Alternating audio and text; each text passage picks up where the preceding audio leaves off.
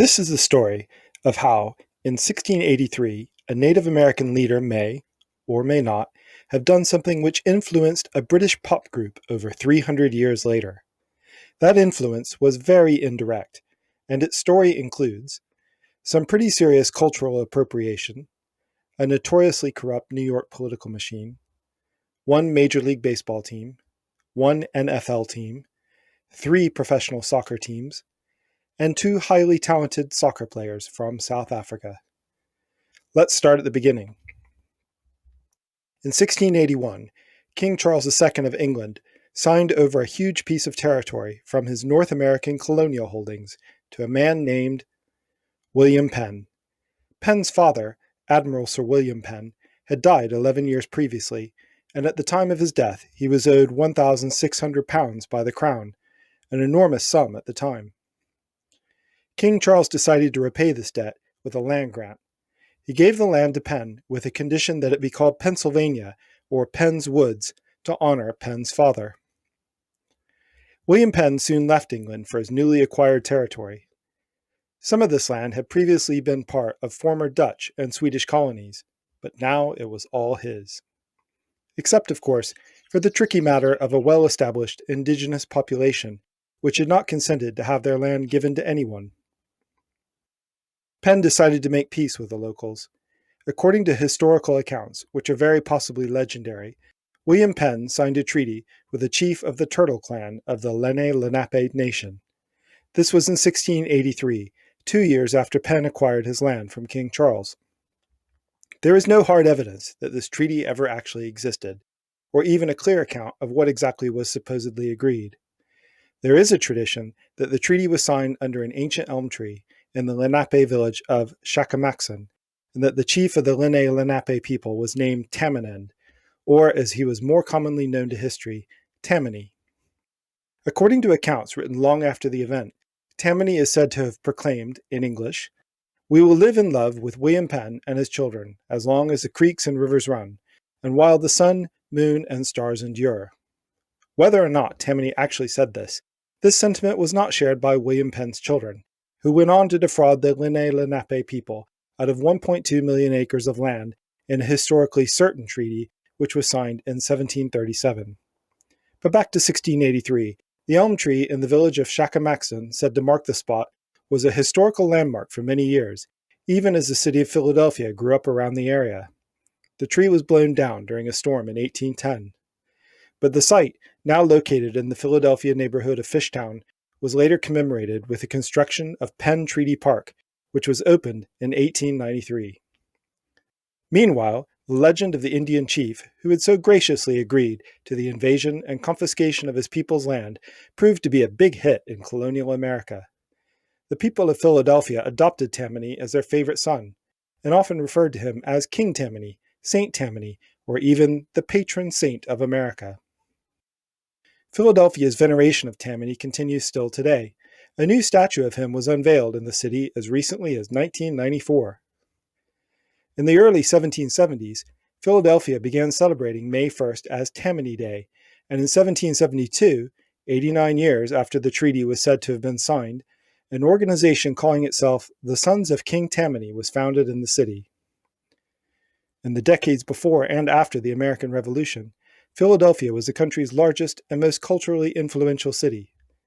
As the legend of Tammany became more and more popular in Philadelphia, it became more and more popular in the rest of America too.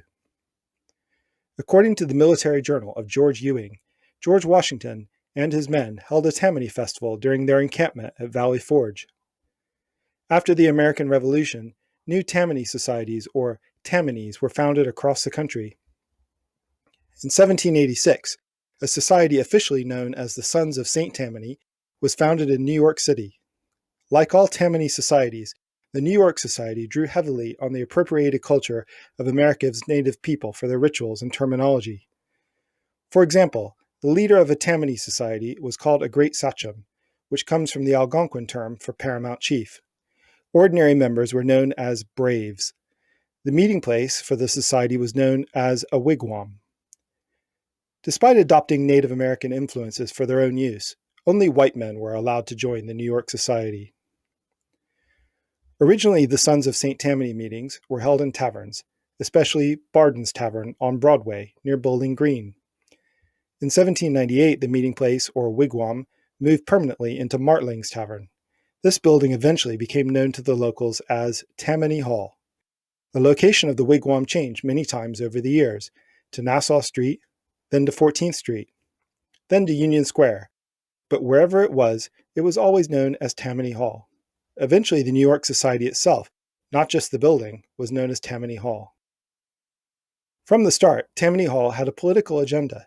According to its constitution, Tammany Hall was a political institution founded on a strong Republican basis, whose democratic principles will serve in some measure to correct the aristocracy of our city. Over time, Tammany Hall developed into an important power base for the Democratic Republican Party. It was instrumental in the U.S. presidential election of 1800, helping Thomas Jefferson carry New York and defeat the Federalist Party candidate, incumbent President John Adams. Tammany member Aaron Burr, who had orchestrated Tammany Hall's involvement in the campaign, was elected as vice president. Although it was never an official title, Burr is credited as being the first political boss of Tammany Hall.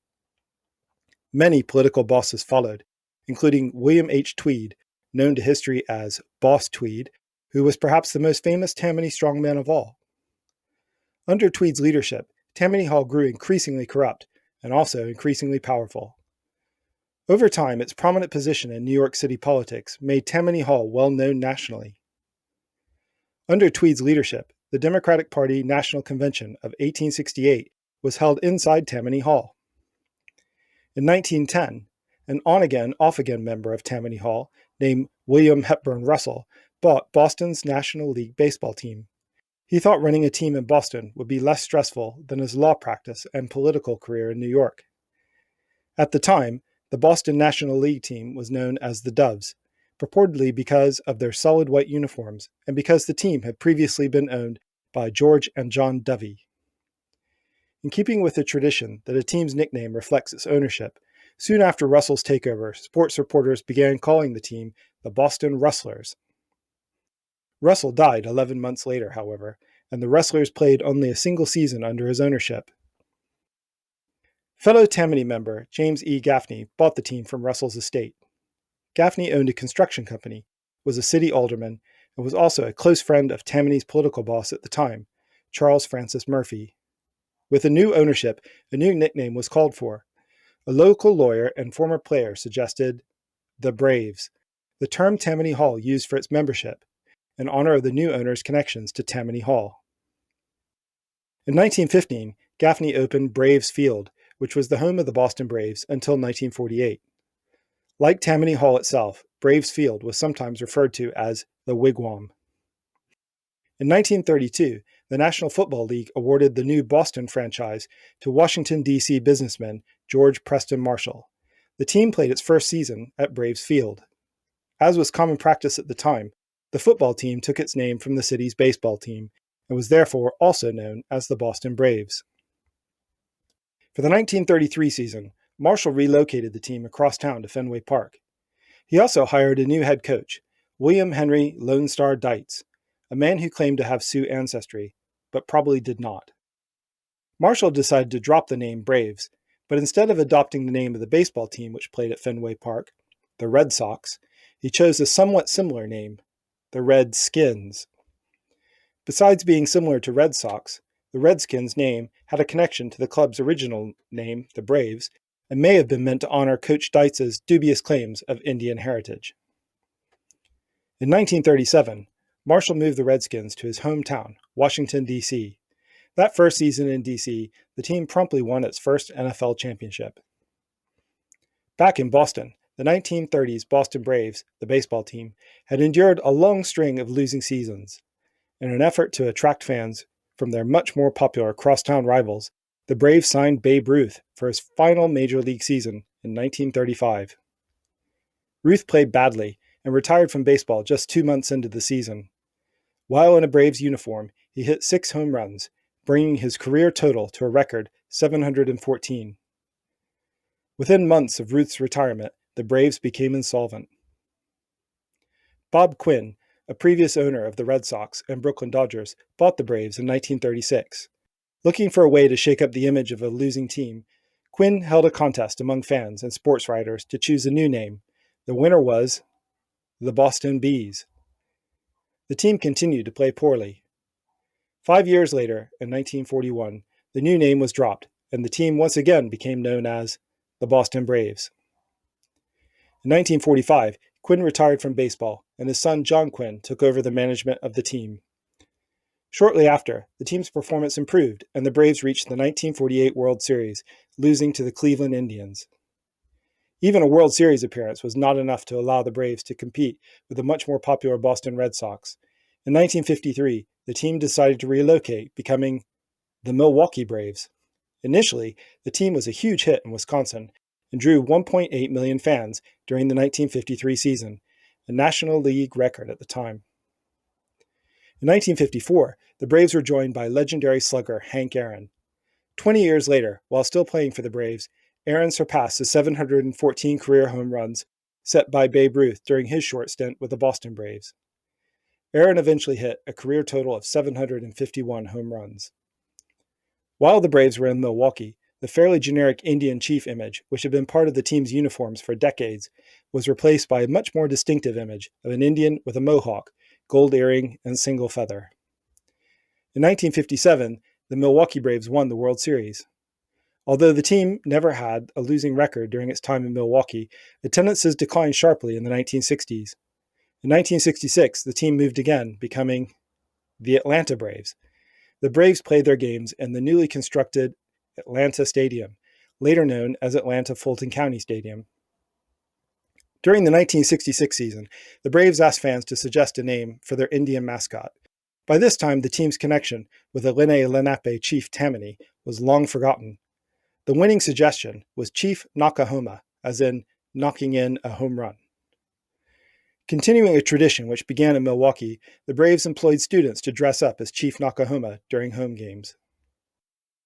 3 years later, Michigan native and member of the Odawa tribe Levi Walker suggested the Braves hire him, as a genuine Native American, to play the role of Chief Knock-A-Homa.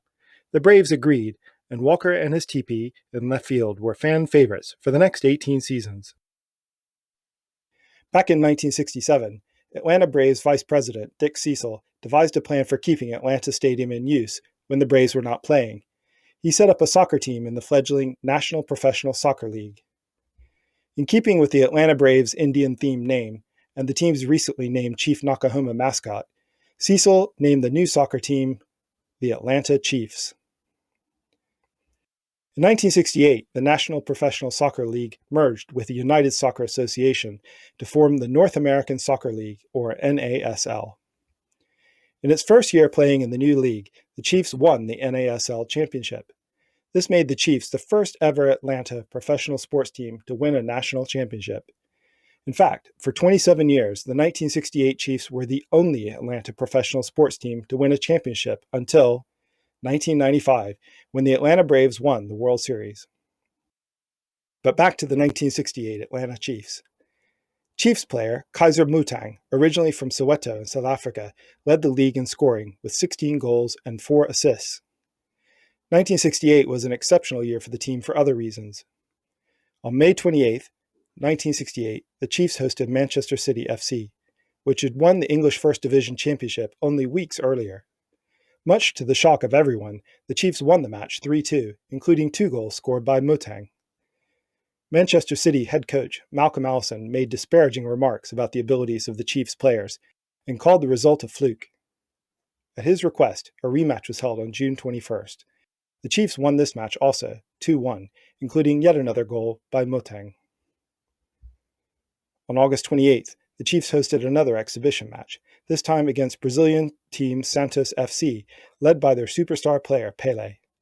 The Chiefs lost this match 6-2. After the conclusion of the 1968 season, Chiefs superstar Kaiser Mutang returned home to South Africa. While there, he played for his local team, Orlando Pirates, until he returned to Atlanta for the start of the 1969 NASL season. When Mutang returned to South Africa after the 1969 season, Orlando Pirates was convulsed with an internal controversy. Instead of inserting himself into the club's problems, he decided to form his own barnstorming team, which he called Kaiser 11. The team began touring southern Africa, playing exhibition games against local clubs. Motang's original motivation for forming the Kaiser 11 was to scout players for the Atlanta Chiefs, but 5 months later, in January 1970, he decided to convert the Kaiser 11 into a fully professional team. To honor the Atlanta Chiefs, he named it the Kaiser Chiefs. Kaiser Chiefs FC continues today and is one of the most successful and popular football clubs in all of Africa. The team has won 12 South African national titles, won 41 domestic cup competitions, and in 2001 won the Africa Cup Winners' Cup. After forming the Kaiser Chiefs, Motang continued to play for the Atlanta Chiefs, returning to South Africa at the end of each season to play for his newly formed team. He remained with the Atlanta Chiefs until 1971, and then played for the NASL's Denver Dynamos. Motang returned to South Africa permanently in 1975, and in 1976 retired as a player to concentrate on running the club full-time. He remains chairman of the Kaiser Chiefs today. Back in America, the NASL's popularity entered a steep decline after the 1969 season. The Atlanta Chiefs folded in 1973, but not before changing their name to the Atlanta Apollos for the club's final 2 seasons. By 1979, the NASL's popularity had begun to, briefly, boom again. The newest owner of the Atlanta Braves, Ted Turner, decided to revive the Chiefs brand. He purchased the Colorado Caribous, moved them to Atlanta, and renamed them the Chiefs. The team lasted for 3 years before folding after the conclusion of the 1981 season. Back in South Africa, the Kaiser Chiefs continued to grow as a club. A young footballer named Lucas Radebe made his professional debut for the team in 1989. Radebe made 113 appearances for the club over 5 seasons, scoring 5 goals. In 1994, the contract of another South African player, Philemon Masinga of Mamelodi Sundowns FC, was sold to English club Leeds United.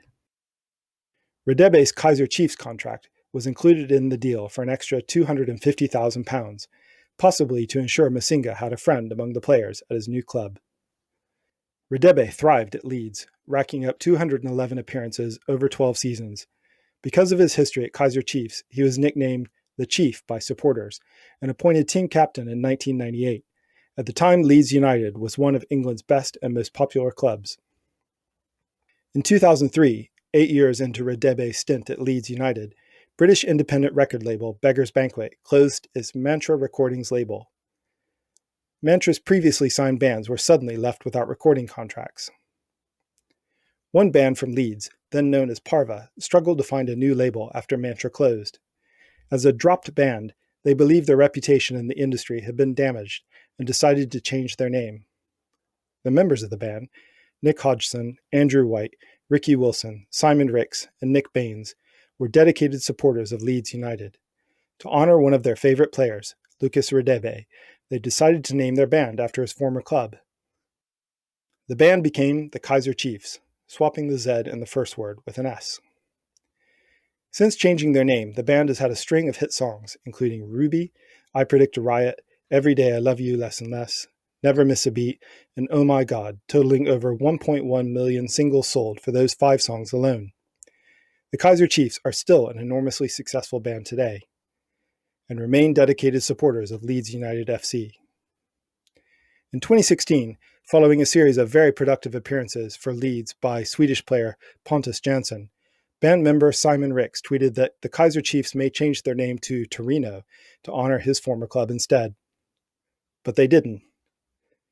And that is the story of how this 17th century Native American leader very, very indirectly influenced this British indie rock band over 300 years later via a culturally insensitive 18th century secret society, which became a notoriously corrupt political machine in New York City, 4 professional sports team nicknames,